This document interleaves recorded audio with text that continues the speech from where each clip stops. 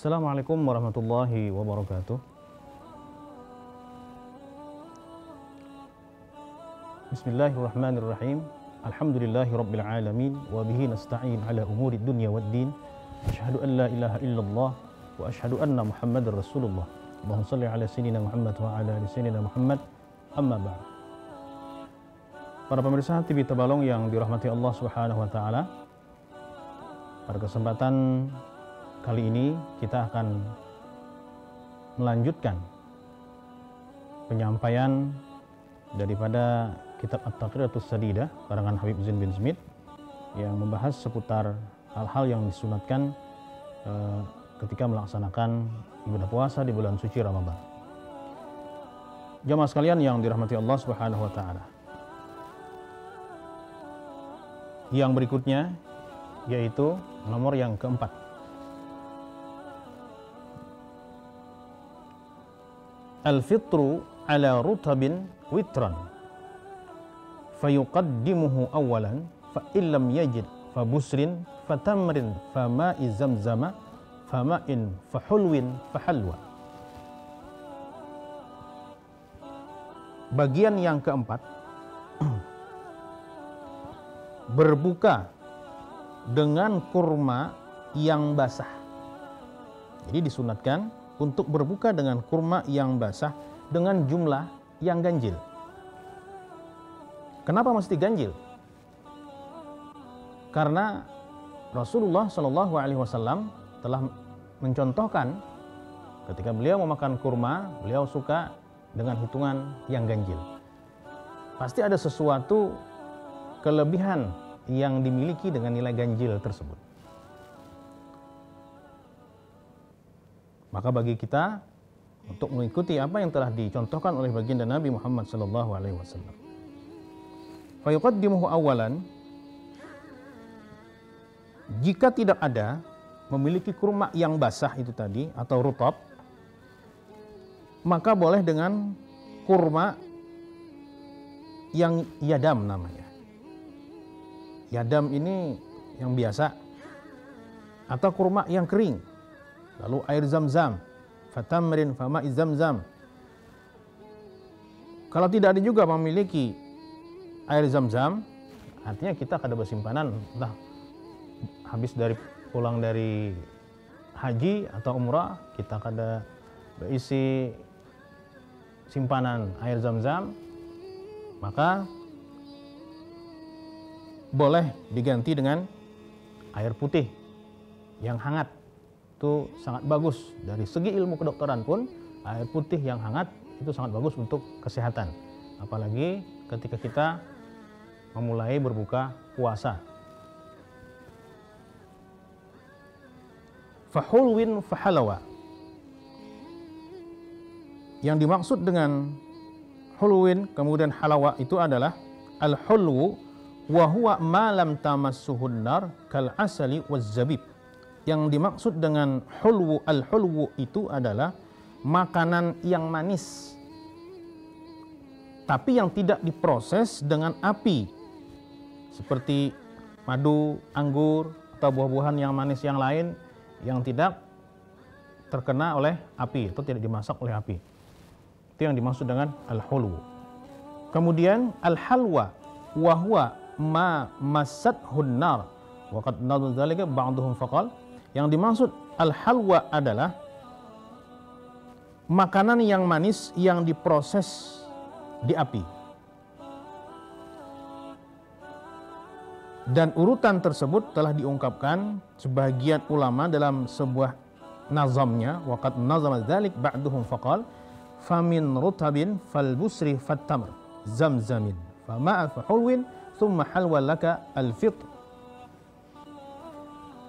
Mulai dari kurma yang basah, yang rutab tadi, kemudian lalu kurma yadam, lalu kurma kering, lalu zam-zam. Itu yang sangat dianjurkan ketika berbuka puasa. Dan kurma pun itu berbagai macam variannya. Ada yang dinamakan kurma sukari. Kenapa dinamakan kurma sukari? Karena dia rasanya yang manis, tapi tidak bikin kita itu enak, justru bikin enak. Hanya sedikit perbedaannya, tidak bikin enak tapi bikin enak. Manisnya itu pas sesuai kadar keinginan masing-masing, dan teksturnya pun lebih lembut. Di sana juga dia mengandung ada zat asam aminonya, sangat bagus untuk stamina, baik itu menu berbuka puasa ataupun ketika sahur. Itu saya pribadi sangat mengamalkan ketika bulan suci Ramadan untuk membuat semacam jus kurma sebanyak 7 butir kurma, dibuka semuanya dan bijinya dibuang, langsung dimasukkan ke dalam blender, campur dengan susu beruang atau susu biasa dengan kadar hitungan 1 gelas, tanpa dicampur dengan gula atau yang lainnya, langsung di blender dan diminum. Itu minuman yang terakhir. Kemudian ditutup dengan air putih hangat.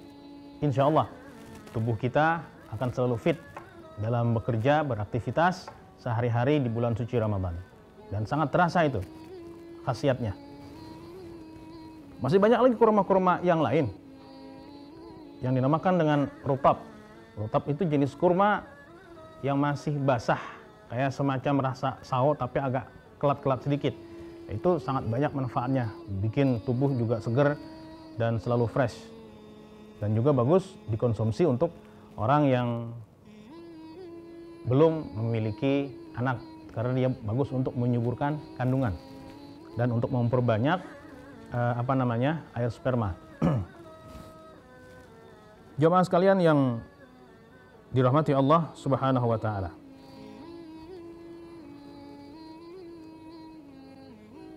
Yang berikutnya, al-ityan bidu'ail iftar.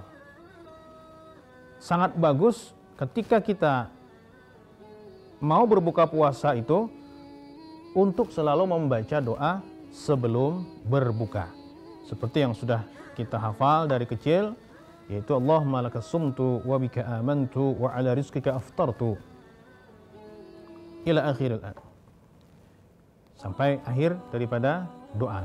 Karena kalau dibacakan di sini lumayan panjang, untuk di kitab sini panjang, tapi untuk kebiasaan kita itu pendek biasa saja. Yang keenam adalah taftirus shaimin lima fihi minal ajr kabir. Bagian yang keenam adalah memberi jamuan kepada orang yang hendak berbuka puasa, karena hal tersebut mengandung pahala yang besar, li ajril kabir, pahala yang besar. Jadi kita berlomba-lomba untuk membukakan orang puasa. Harus menjadi sebuah kebiasaan, karena kebiasaan itu adalah kebiasaan yang baik, yang mendatangkan pahala, mendatangkan rahmat, mendatangkan anugerah, mendatangkan berkah bagi orang yang membukakan orang puasa. Dan yang namanya membukakan puasa itu jangan hanya 1 kali dalam 1 bulan. Kalau bisa 2 kali, kalau lebih baik lagi 3 kali, lebih baik lagi 4 kali, 5 kali, 6 kali, bahkan ada yang bisa 1 bulan penuh. Kebiasaan orang-orang Arab, baik itu di Mesirnya, kemudian di Saudi Arabianya, dan daerah jazirah Arabiah yang lain, itu kebiasaan mereka berlomba-lomba dalam membukakan orang puasa 1 bulan penuh. 1 bulan penuh. Ya kan katanya mereka akan kaya segala macam. Ketika kita ingin membukakan orang puasa, kita jangan menunggu kaya. Ya, jangan menunggu kaya. Akan tetapi, kalau kita mau bersedekah, kalau kita mau membantu orang lain, membukakan orang puasa, apa yang kita punya sampai di situ saja. Artinya jangan juga tidak sesuai kemampuan, kita memaksakan diri. Jadi sesuai kemampuan. Jangan nunggu kaya. Kalau nunggu kaya, udah keburu mati nantinya. Karena belum tentu kita semuanya adalah orang kaya. Fastabiqul khairat. Kita disuruh untuk berlomba-lomba dalam kebaikan. Jadi kebaikan itu bukan hanya milik orang kaya saja. Orang yang tidak mampu, orang yang kurang mampu, yang sedang mampunya pun berhak untuk berlomba-lomba dalam kebaikan. Nah, jadi sangat dianjurkan untuk kita yang melaksanakan ibadah puasa di bulan suci Ramadan, memperbanyak amal-amal saleh, amal-amal ibadah kita agar mendapatkan pahala yang berlipat ganda dan selalu mendapatkan kasih sayang dari Allah Subhanahu wa taala. Bahkan Rasulullah SAW sendiri pun sangat suka, sangat senang dengan orang yang selalu memperhatikan saudara-saudara seimannya. Para pemirsa TV Tabalong yang dirahmati Allah Subhanahu wa taala, demikianlah untuk sesi yang kedua. Mudah-mudahan kita semuanya bisa menjalankan ibadah puasa di bulan suci Ramadan 1443 Hijriah ini dengan baik dan penuh keimanan dan ketakwaan kepada Allah Subhanahu wa taala. Amin ya rabbal alamin.